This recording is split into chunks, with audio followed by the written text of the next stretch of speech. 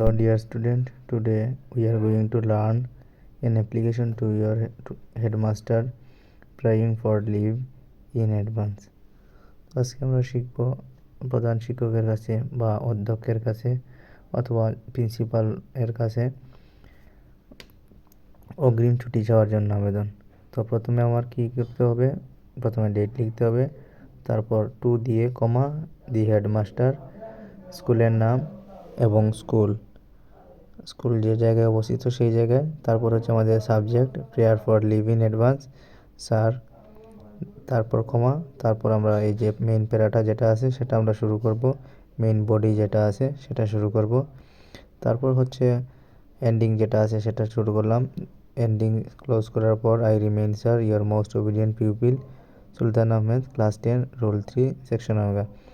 So hello my dear student, today we are going to learn an application to the headmaster praying for leave in advance. So first of all we have to write down the date, then to comma the headmaster, Dhaka school, Dhaka, subject prayer for leave in advance, then sir, comma I beg to state that the marriage ceremony of my sister comes up on next Sunday.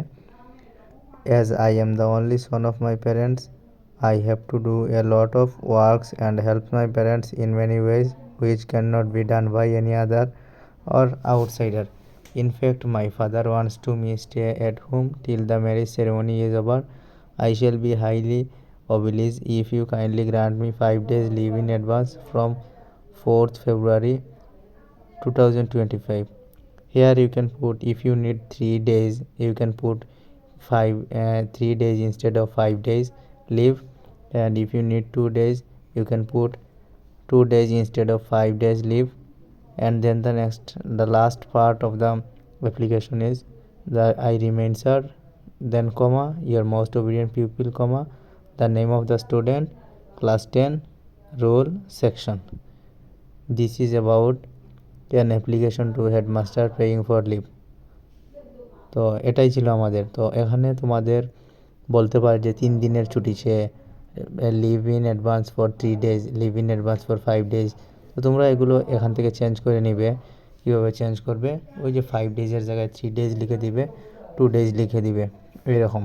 R reason যদি অন্য কিছু থাকে, sister ওয়েডিংয়ের জায়গায় you can put brother's wedding or other things you can which you need to put.